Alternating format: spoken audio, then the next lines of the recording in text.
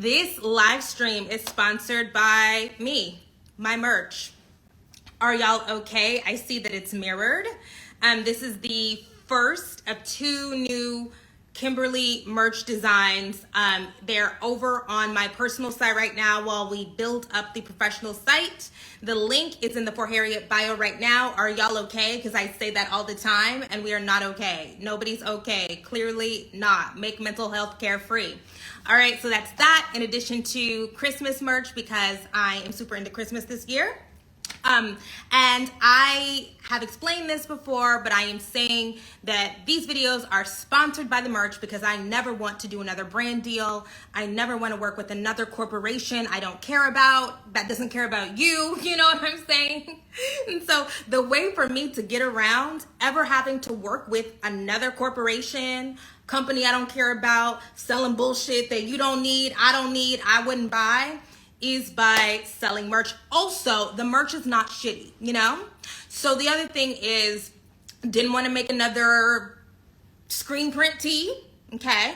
This is embroidered.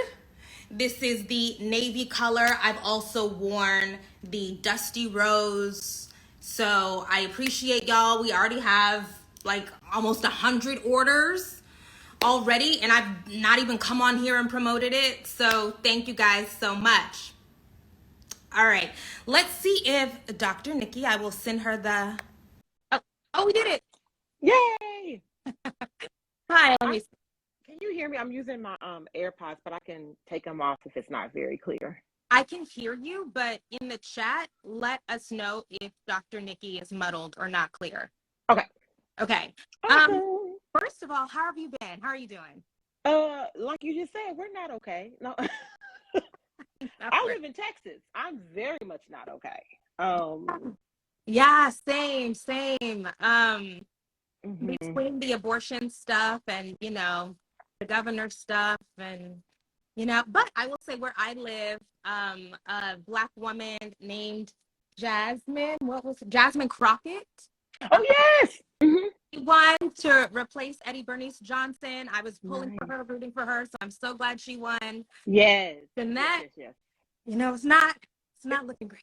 It's tiny. It's the tiny hopes. Okay. Okay, so I wanted to have you on because I know that you are having an event, a workshop this weekend. Can you tell us a little bit more about it? Yes, thank you so much for the invitation, obviously. And it's so ironic that you reached out because the conversation I had with you in the summer is really what got my wheels turning when we started talking about soft life, right? Mm-hmm. Oh, they can't hear you. Okay, hold on. Let me do this.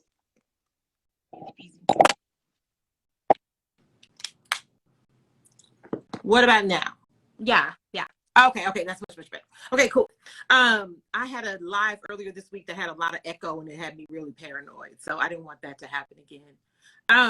But I was saying the conversation I had with you earlier in the summer, I think it was, and we started talking about soft life, right? It really got my wheels turning. And so I'm offering a virtual retreat tomorrow. It's from 9 to 1 p.m. Central Standard Time. And I'm really laying out what I think are sort of the 4 foundational elements you need to have centered in your life if you really want to live a soft life. So, you know, I am anti-strong Black woman all day, every day. I am centering mental health. But I think, you know, saying it and embodying it and having the praxis to be able to do it are 3 very different things. And so I really was thinking about what I thought I needed to be able to do it for myself.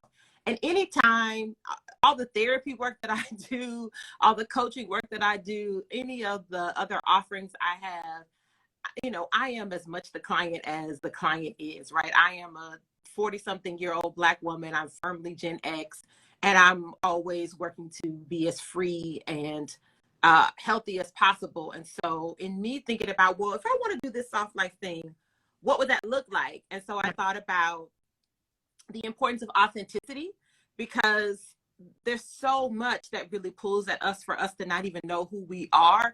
And certainly, I don't know about you, but as you get older, you have to reevaluate and reassess and figure out what parts still make sense and what parts don't really make sense anymore. So we're going to talk about that.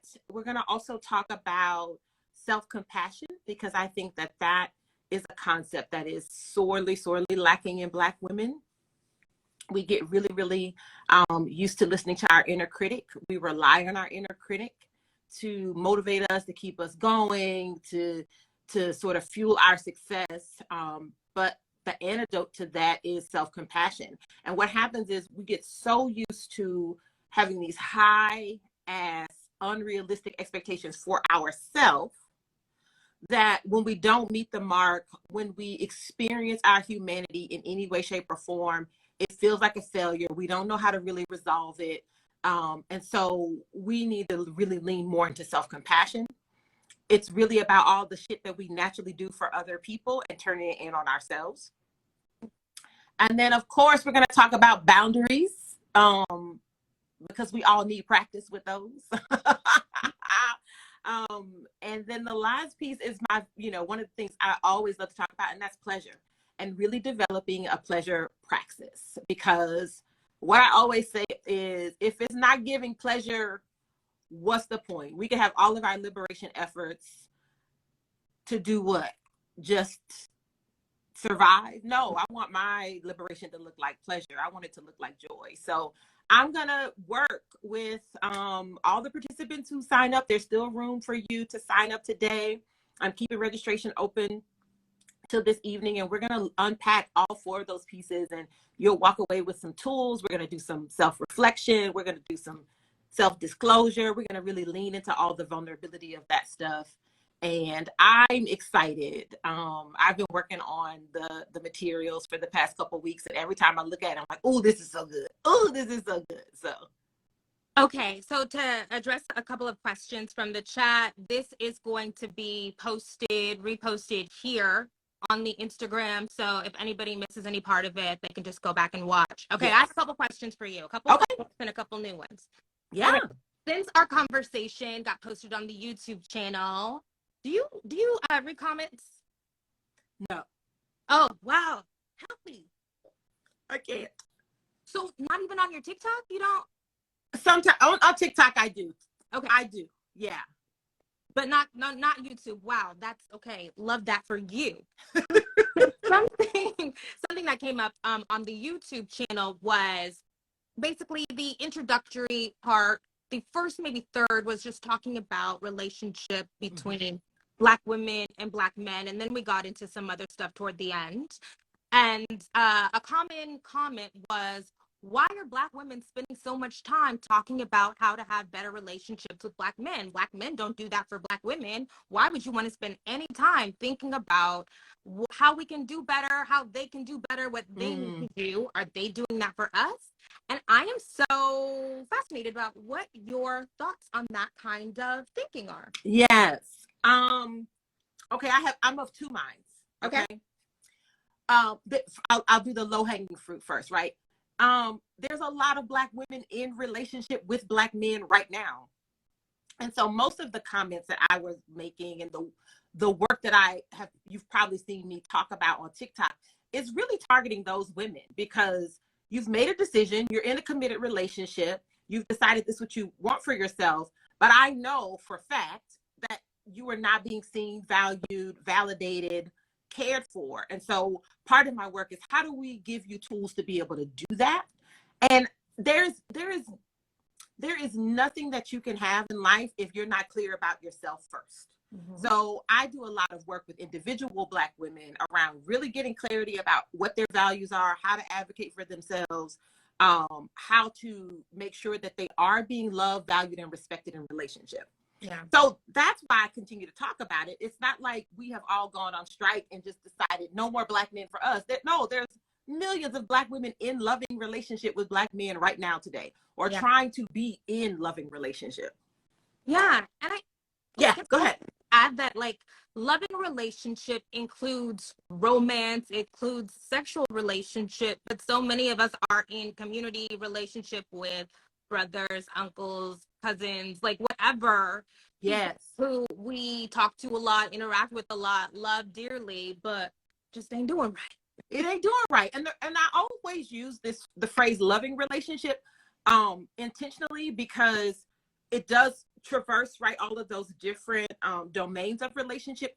But two, I hate when we talk about healthy relationships, because what does that really mean? I think that term gets overused and misunderstood. So we talk about the only reason why any Black woman would be in relationship with a Black man is because of love.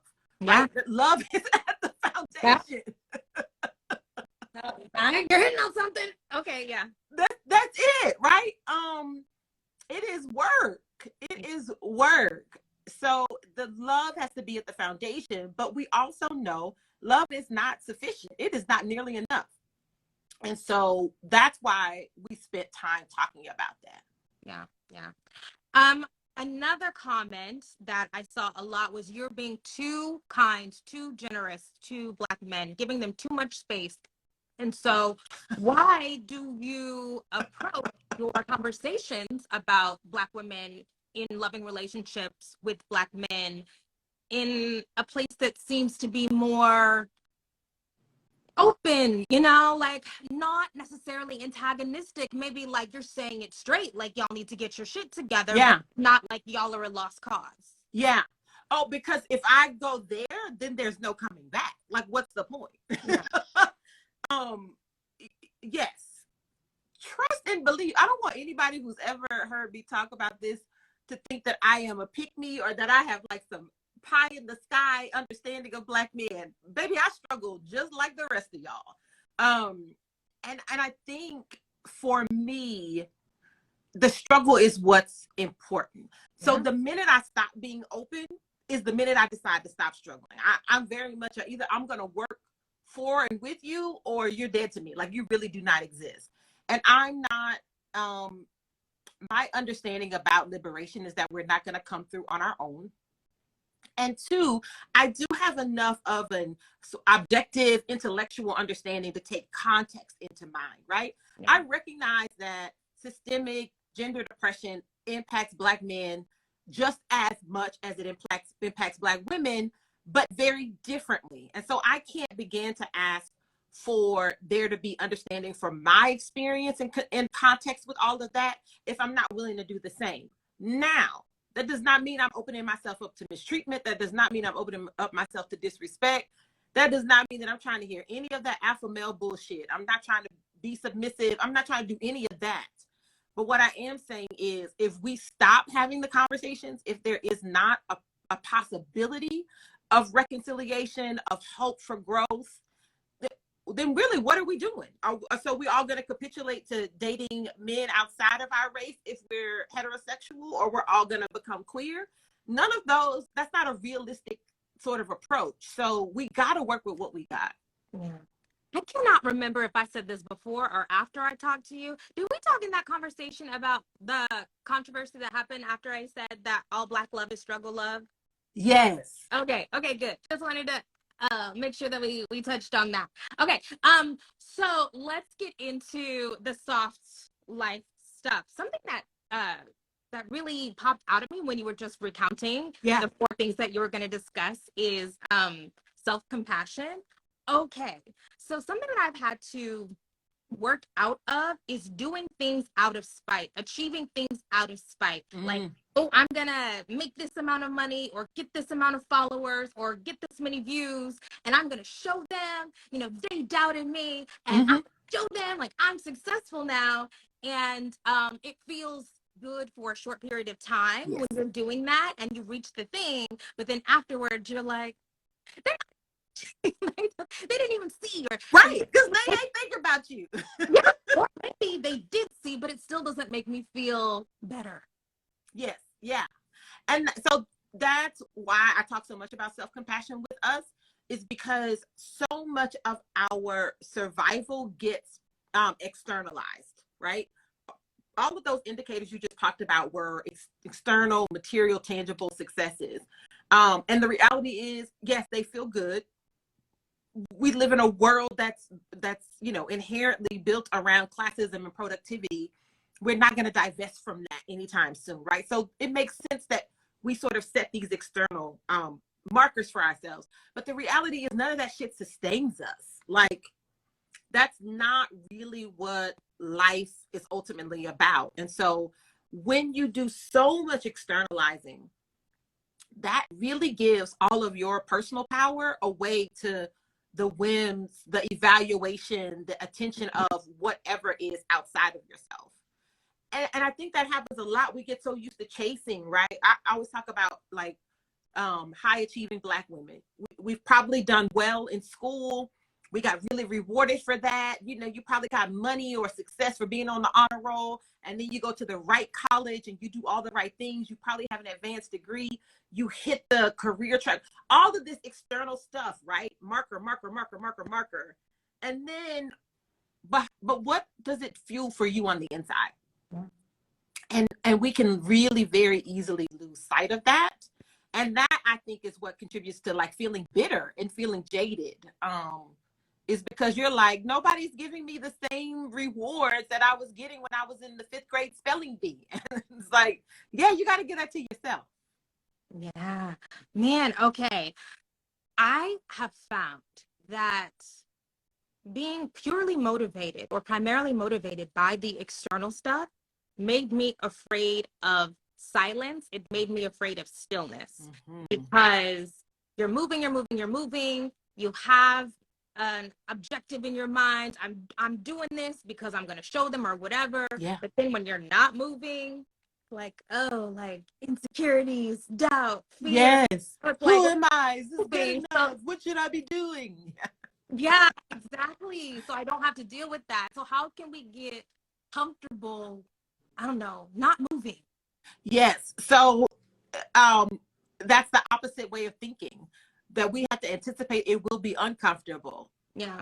Most of what we have to do is get, I hate saying get comfortable being over, but like we have to learn that discomfort does not mean harm, does not mean danger, does not mean threat. It means that we are experiencing something new and there's an opportunity for us to learn something new.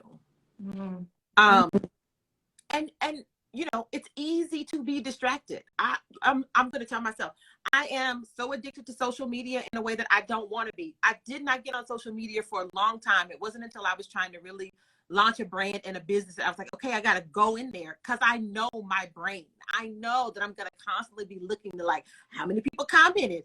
How many people have shared? Let me see what my insights say. Like, it's very easy to get distracted by all of this stuff around us. We live in a high stimulant society. Like there's something coming at us all the time.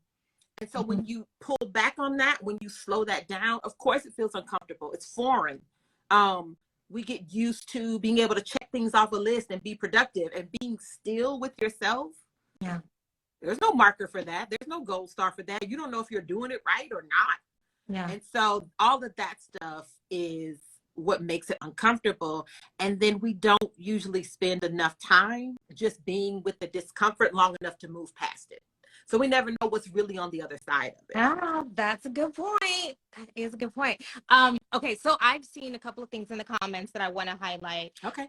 Somebody said that that's the only time you're really seen, and I assume they're talking about the achievement. When you're doing something, you're making money, you're getting followers, you're getting viewers, you're getting awards, you're getting degrees. Yeah. It's also about wanting to feel like a human, wanting to feel like a person, wanting to feel like a valued member of your family or your community. Yeah, but that's really utilitarian, right? So that means that I'm only as good as what I can next produce for you. Yeah. And this is why I also talk about worthiness a lot, because we really get caught up in what is our value, like what can I contribute, what am I giving? Worthiness means I have value. I matter no matter if I'm doing something or not, whether I'm good at it or not, whether I'm a good person or not. I could be a petty bitch, but I'm still worthy of love, respect, care, right? And I think this is part of the work that we, this collective of us, right, folks that are able to get mental health services, or at least be in a time and space where it is common to talk about going to therapy, or at least working on your healing journey in some way, shape, or form. The work is different for us. We are going to have to divest from patterns that we have been socialized in, all of that stuff makes perfect sense to me, right? You do get seen, you get rewarded. The family wants to support you. People want to, I don't know, say that they know you and be affiliated with you. But if you don't start changing that, then it doesn't ever get changed, right? Yeah. I yeah. I also am wondering if like that cycle of it playing into the idea that I am doing this to be seen, I'm doing this to be validated, if that draws, and I don't know if you believe in this, but I'm just gonna put it out there. If that draws people to you who are like users, you know, like just trying to use you for what they can get or be seen next to you or whatever, like if you're presenting yourself as like a tool, like yes, people gonna come to you to use you. yes, and that happens on the big and the small. It happens with malicious intent and, and without, right? Yeah. Part of this whole soft life piece is like the strong Black woman. Well, so I'll say it like this, right? I'm a psychologist, I'm a PhD level person. A lot of my friends are also professionals. A lot of my clients are professionals, and part of our lived experience is people in the family coming to us to ask for money or to ask for support. Or, you know, I was a professor at one institution and they're asking me about somebody that works in like the field of biochemistry. Do you know that? I don't know that, right? Like, so that happens on the big and the small. But it's all very brittle. It's all very superficial. And none of that stuff is what matters when you are sick, when you need help, when you need support. Because the other part about it is when you're constantly productive, doing it, killing it, then people begin to assume you don't need help. Yeah. They really do assume, oh, you got this. What do you need from me? What could you possibly need from me? Yeah. Yeah. Okay. What else? Oh, this reminds me of something that I keep hearing. So every once in a while, I will listen to a Manosphere podcast or one of those, you know, like hating women podcasts. Mm-hmm. And something that they say a lot is women are born inherently valuable and men have to prove their worth. And I'm always like, are we living in the same world? Like, are we really? Where they do that? It is just so strange to me that that seems to be among like a certain segment of men, like this idea that men are the only people who are constantly having to work and show, improve, and be productive. And that certainly, as a Black woman, is not what I've seen or not what I've experienced.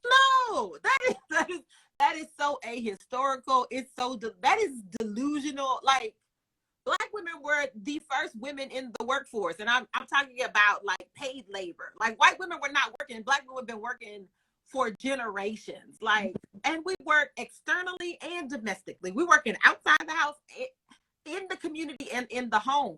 And it's, oh, I'm really pissed right now. Because that really is so tied in with capitalism. Because what it says is, all the labor that we do to keep the household going, to care for people, to show up for people, the emotional labor, the caring for the kids, the planning the parties, all of that shit doesn't count. That's what they're basically saying. And only if it can produce material value does it matter. Yeah. Okay. Let's move on to boundaries. Oh, okay. So last week, we're doing this new kind of content experiment where we have a panel of Black women on and we talk about things. And something that came up, or something that I said, was sometimes we think we are creating healthy boundaries when in reality we're erecting walls. Mm-hmm. And so I was wondering, how do we know when we are setting a healthy boundary that is meant to preserve ourselves and sustain ourselves versus when we are just erecting walls so that we don't have to be honest and open and vulnerable? Mm-hmm. Oh, that's such a good question. A lot of times, people are saying their boundaries, but they're really just trauma responses, right? They're really just shutting down and freezing and going numb, right?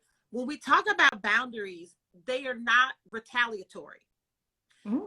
I am not saying something in reaction to, I am saying something in protection of me, right? So you only get this much access to me because I know my capacity in this area is this much, or I know that I want to expend my energy in this way, or I've seen how you behave and now there's a pattern and I don't want to be a part of that pattern, right? Mm. But oftentimes what happens is we have an experience where we have not communicated what our needs are. We expect people to know what they are. We're operating off of this assumption of, well, you should know better. Well, I can't believe they did that. You should believe it because they've shown you they did it, right? And so then we sort of say, I'm not fucking with them anymore. I cut you off. You're blocked. No. We start doing all these things. That's reactive. That's being triggered. That's not what a boundary is. Okay, so you're saying that I should not fight with my ex in Instagram DMs and then block him and then go back and unblock him the next No, ma'am. That is not a boundary. Okay, well noted. Something I literally just saw this tweet that said sometimes we think we're doing self-care, but what we're actually doing is aftercare. Something to that effect, where basically the idea was that we don't have the opportunity to create systems of care, communities of care and support that will stop us from getting to the point where we're drained and burned out. Yes. So how can we do the work on the front end so that we're not trying to just be reactionary, like you said? I love that. I absolutely love that because it's so true. So the whole concept of self-care came from the helping profession. Social workers were the first people to talk about self-care. And it really is supposed to be, it's supposed to be an opportunity to refuel your tank. And the way that we have sort of made it commonplace is to sort of recover from. So that's what I'm hearing in terms of self-care versus aftercare. Yeah. So the answer to your question is most of good self-care doesn't feel good. Self-care is about discipline. It's about doing the things you know you need to do for yourself, even when you don't want to do them. It's sitting in that discomfort of things. It's not necessarily about the bubble bath and the spa and the getting the nails done. Self-care is saying, you know what, I actually need to block off this time to get this thing done so that I can be focused and then I can have time for this other thing. Or, you know what, actually, I'm not going to have that fourth drink because I'm trying to save money to do this other thing, right? Self-care is way more intentional and a lot less sexy than the way that it has been marketed. And when you do that, I think what you're doing is really living more in alignment with what your values are. You have to live your values out loud. And a lot of us say one thing, but we really out here wilding and doing another thing. Yeah. So something I feel that comes up for me is, man, how can I tell people to do this when I'm freaking privileged? I don't have children. I live by myself. I live for myself every day. And I am so, especially seeing my sister who has 2 almost 10-year-olds. And it feels like every single second of her day is scheduled from the minute she wakes up to the minute she goes to sleep. And I'm like, I'm just over here like, whatever. So of course I can do self-care. So what do you say to people who feel like they're overscheduled, overstimulated, overextended? Like, how do you guide them, encourage them to like block out this time or space or emotional space? Yes, I am she and she is me. I am a full-time entrepreneur, therapist, and full-time single parent to an 11-year-old girl. Yeah. That is me. If I did not have self-care, it all would be falling apart. I cannot be present with my clients. I literally can't perform competently if I'm not taking care of myself. And I certainly can't be present in a loving way with my 11-year-old. She is a whole mood all on her own. And so I have erected boundaries with her. Part of what she knows is when my door is closed, you don't get to knock for a certain period of time. And I don't call them this, but I talk about safe words. So if I'm ever in a moment where it's too much, where I'm overwhelmed, you know, I'm like Purple Galaxy and she knows immediately, okay, mama's off limits, right? You have to figure it out for yourself. And I take the time I need to come back to center. I have a regular meditation practice. I make sure I get the right amount of sleep, right? There are things that you have to do to make sure that you are just present in your life so that you can react to what needs to happen in a way that is consistent with your values. And most of us are deprioritizing ourselves And we really do have to flip it. And I'm saying this so easily and conversationally, like I just got it. No, it's a struggle. I have to remind myself, right? And I also have good people in my village, in my community that will remind me, like, when was the last time you did something for yourself? Like, when was the last time you just took yourself out for a drink just for yourself, right? So you have to have both the individual motivation and the discipline around it, but you also need external reinforcement and resources to help reinforce that for you. But I also don't think self-care needs to be expensive, right? Like I talk about me, sometimes self-care is honestly like, I'm gonna go for a walk after I have cleaned this kitchen and told you to go do your reading for the evening, because I need some time away from all the things to just sort of catch up with myself. Anybody could go walk, like that's for free. A meditation practice is for free. Making sure you get your sleep is for free. Journaling and checking in with yourself, all of that stuff is really what is more impactful and meaningful self-care than the other stuff that we put around it. And I like the other stuff. I like the facial just like the next one, right? I want a massage too, but that in and of itself wouldn't keep me going in the way that I need to be. Yeah. Okay. So this is interesting. So you talking about the way that you navigate your need for boundaries with your daughter is super interesting. First of all, I'm sure I hear a lot of mothers talking about navigating boundaries with their children. Like, I don't know why that is like, I don't know why this is blowing my mind. I don't think it's common, Kimberly, because I get that reaction a lot where people are like, you do what? And I was like, oh yeah, she fully understands. Like, no, you don't get access. And I tell her, you don't get access to me whenever you want. That does not mean that I love you less. That does not mean that I don't care for you. But also you have to learn too that you can take care of yourself. That's part of parenting to me, for her, especially raising a Black girl. She needs to know that she can figure things out on her own, that she can be okay by herself, that even though I am her mother, I am a human and I struggle. And I have the right to take space up for myself. And I'm very intentional. Now, I talk almost like this with her, in age appropriate terms, but that has been part of our conversation for forever. Even when she was a preschooler and we're driving home in traffic, and at some point all the chatter and the Disney princess music and stuff, I can't take it. And I would tell her then, mommy needs 5 minutes of quiet. We're going to turn the radio off. You're going to sit there and look out the window, but mommy needs 5 minutes to take care of herself. So she doesn't know anything different. Mm-hmm. Yeah, I think you really hit on something there, because I think for most of us, we assume, and maybe the reason why, I'll just speak for myself, motherhood, I just didn't feel like, oh, this is not for me, because I felt like motherhood means that you're on all the time. Like it's 24/7. Not the way I do motherhood. Not the way I do it. And she thinks I'm the most amazing woman in the world. Like, she's like, you're so awesome. Like, you're cool. You're the best mom ever. Like, so it's working for us. Yeah, the idea of in being proactively communicating, being intentional instead of disappearing. I'll say, as an aunt, I'll be like, oh, I'm overwhelmed, gotta go. Like, oh, I'm out. Okay, yo.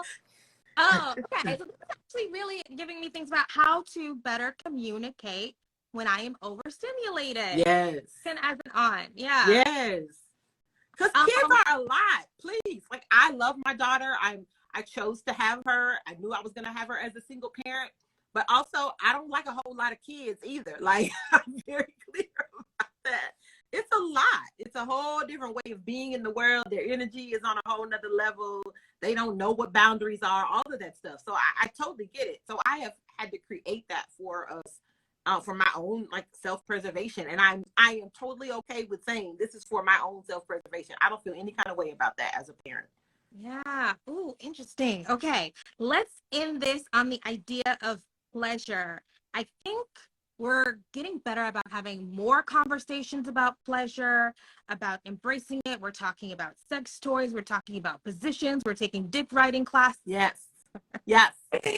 Um, but what is it about what aspects of pleasure are Black women having trouble tapping into, or what are we like avoiding? What do you experience or see? Oh, all of it. Yeah. All of it. I feel like there's a subset of us that are talking about it a lot, but it has not reached the masses. I Okay. still think it comes along with a lot of shame. I think more often than not, it has to be something that's just you deserve or you work towards. Mm-hmm. And when I talk about pleasure, I'm talking about it on this like wide continuum of eroticism, right? And so, yes, I on one point of the continuum is an orgasm, wonderful. Never had an orgasm I didn't love. That's great. On the other end is also like I'm taking time out to fully be immersed in this experience, Yeah. and I can recognize that it is bringing me joy and pleasure and lighting me up and exciting me. And sometimes that's a good meal. Sometimes that is a massage. Sometimes it is like being able to sort of be in contact with the right sort of like textile, like the right blanket and a warm cozy. Like we can be more expansive about our concept of pleasure. And I think the biggest thing that Black women get wrong about it is that we can't give it to ourselves, that somehow it's less than. I still talk to and hear from a lot of Black women that say, I don't like to masturbate, or I don't know, it just don't hit the same. I have a toy, but I don't really use it. And for me, every time I hear that, I hear that you have relegated your pleasure to him. Mm-hmm. And baby, he don't know what he's doing. The route for pleasure for a person with the penis is like A to B, right? It's pretty simple. It's very straightforward. For us, it's very different. And so I'm not willing to put my pleasure in the hands of someone that like can't fully understand it. But I can't begin to fully experience and advocate for what I want, even in my partnered experiences, if I haven't done my own exploration for myself. And I think we just need to really get comfortable with that. Like, I think it needs to just be an assumed way of being as a woman, is learning how to experience and create pleasure for yourself.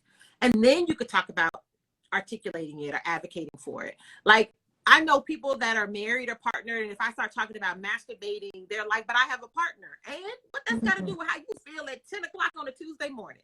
Like, you have a right to your body. You're responsible for your pleasure, regardless of whether you're in a relationship or not, or whether you have a partner or not. And we give so much of our power away around that. Yeah. Let's end it there. I don't want to take up too much of your time. Where can people go to find you, get more information about the retreats? Yeah, so definitely you can follow me here on Instagram at Dr. Nikki Knows. And then if you go to the link tree in my bio, it's right at the top. You can click there. It'll take you directly to the Eventbrite. And then you can also figure out if you want to make a consultation with me to work with me for individual therapy or coaching. There's lots of different things that I'm out here doing, and my work is really focused on Black women. And I'm trying to create as much of a movement to help us just be more in love with ourselves, more gentle with ourselves, and experience as much pleasure as possible. Okay, I'm gonna do 3 more minutes to give people time to like save your type it in or whatever. I'm gonna go through some of these comments. Also hope we can have conversations about non-monogamy and kink. Yes, baby, anytime. Yeah, honestly, it's so interesting. I've been having more and more conversations with women who are deciding to explore ethical non-monogamy, like saying the monogamy thing, tried it, it's not working out for me. I'm not getting my needs met that way. Yeah. And so I'm going to have to do something else to make sure that I can experience all of the realms of pleasure that I desire. And I'm like, yeah. oh. Yeah. Yeah. Yeah. I think non-monogamy makes, in some ways, non-monogamy makes way more sense for women than it does for men, because women already understand intimacy in relationships that men don't have access to. Most of men's socialization around intimacy is you find a good partner and then you get to be close with them, and that's it, right? Maybe you have one of your boys that you can sort of share a thug tier with, but the vast majority of their relationships are really pretty limited. And we understand intimacy and closeness in a much broader way. And so part of the biggest, I think, misconception around ethical non-monogamy is not that you just want to have sex with everybody whenever, but that you recognize that different parts of yourself can be nourished, fed, supported, loved, cared for with different people, and that there isn't a need to think or expect even that you're going to get all of those things met in this one primary relationship. So I think we're better prepared for it to begin with. Yes, I did. Hey, Dr. Jack, I see a friend of mine. Yes, I did say thugged here. So here's what I will end this by saying this, Kimberly. If we are going to have any sort of real liberation, like if Black folks are going to come out on the other side of this devolution of democracy and this shit show that is America, on the other side to anything that has meaning for us, we're going to have to figure out how to love each other more, how to demonstrate more care and compassion. We're going to have to figure out how to really understand that our intimacy is what will save us. And you cannot have intimacy without vulnerability or willingness to care. So we can't, Black men and women can't continue to be in this gridlock of, well, fuck him, well, fuck her.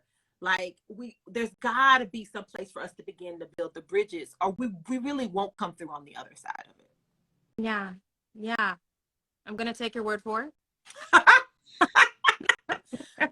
Kimberly, I follow you. You be going on dates. You keep a boo. You ain't put Black men on the blacklist. Come on now. Okay. Wait. Don't put my business out there. You be putting your business out there. No, I'm just kidding. Yes. Okay. So this is true, right? I think that in my romantic life, I will say that for a long time I did not date. I was not interested in it. I was focused on working and hanging out and whatever. It's like I just truly had no desire. The romantic stuff was not there. And then something shifted maybe around 31 where I was like, oh, I guess I should date, whatever. And over the past few months of really dating, really going serious, going on a couple dates a week, say that has shifted my feelings about Black men. Having a larger sample size, a diverse sample size that I've vetted, that we have interacted. The only reason why we're even talking, the only reason why we're meeting up is because I'm like, you're not horrible. It has made me more positive about the fact that there are so many men in the world who want to be and do good. Yeah. And maybe they don't get it right every day. And of course, they're still socialized as cisgender heterosexual men. So there's all of that stuff that comes with it. But they are not waking up in the morning thinking about how they're going to be a Tyler Perry villain. Right. They're not choosing violence every day. Yeah. The problem is the most ignorant are the loudest. Like, they have the mics, they're on the podcast, they get all the followers. And it really does skew our perspective. Yeah, it really does. Yeah, and so getting out into the world and putting myself out there and being more vulnerable. And also there's headaches. There's a lot of headaches that come with dating, as much as I have dated over the past few months. But I do feel more hopeful. Good. I love it. You heard it here, folks. It's on the line. Okay. Thank you again so much. Of course. Yes, y'all follow Dr. Nikki. Obviously join her retreat, and we will see y'all again next time. Bye. Bye. Thank y'all. Have a good week.